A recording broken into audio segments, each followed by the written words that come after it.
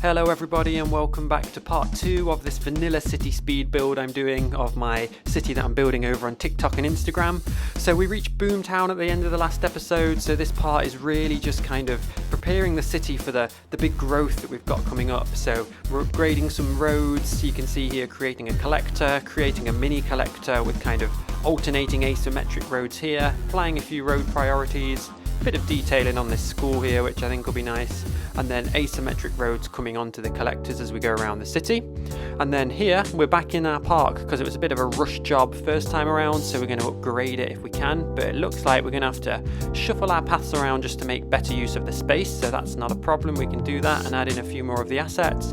And I always say don't forget to add in these little decorative bits. They're not just there for decoration, they actually all add a little bit of entertainment, and in the early stages, you know, they cost like 10, 20 kind of simoleons each to place, and before you know it, you'll have enough entertainment to level up.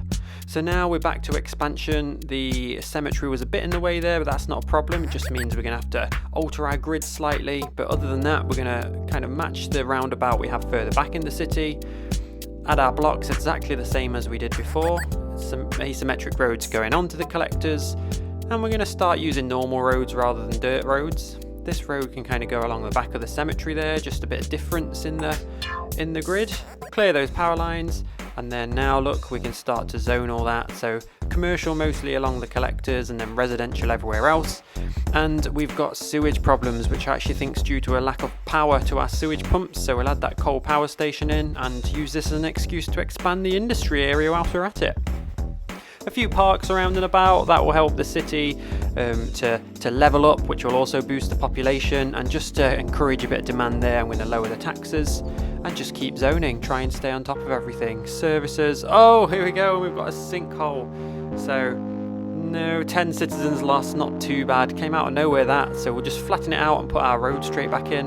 And this is actually a bit of an opportunity now to upgrade these roads around this area. So instead of replacing them with gravel roads again, we're going to put in some proper roads, asymmetric roads coming onto this collector, replace the zoning, and before you know it, fix those roads everywhere so that our bus loops can work again.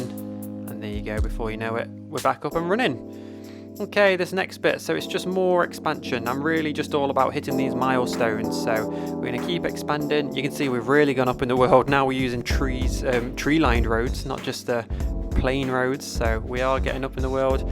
Commercial, residential, just sticking it all in. It's filling out nicely, as you can see. A big park there, that'll be a nice feature in the future of this area. And then, yeah, make sure we're using all the space. Landfill's full, so we'll empty that out. And there we go, we've reached that next landmark. And what that means is we've unlocked high density zoning, so I'm getting rid of all that zoning we've just put down and replacing it with high density residential. And we're also going to build a few more blocks here, you know, extend this park, because I really like this park. I think it can be a real nice feature of this area. And we're actually going to put a little district around here with the leisure specialisation, tourist specialisation. So we'll get some nice tall kind of hotel buildings in there that you can see with the nice colours, but they are noisy, so I've lined them all with office block, as you can see, and then the residential everywhere else. And we've been neglecting things, so I started emptying out that trash landfill, but we didn't replace anything else, so no one's been collecting any rubbish. So we'll put some recycling centres down. We've also got water problems, so just fixing all of that, making sure we stay on top of everything, either by using the budget and just prioritising those trucks, making sure they can get out and about around the city. And as you can see, those trash things are disappearing, which is great. And there you go, we've also reached the next landmark, which is excellent. So just a quick health check of the city, a bit low on garbage, but we know about that. We could do with a bit more schools, so yeah, a couple of elementary schools, a high school.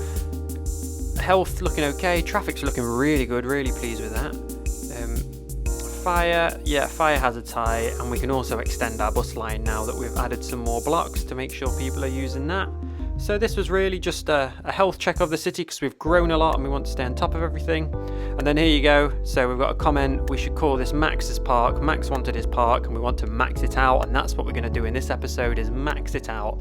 So building a nice little kind of plaza thing there, a gazebo, and now we've unlocked the climbing frame, which is excellent. So we'll stick that in. A few details around the edges, benches for the parents to watch their kids whilst they're playing.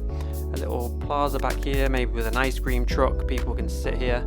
And there you go, we've got enough entertainment, so it's just about waiting for those visitors to come.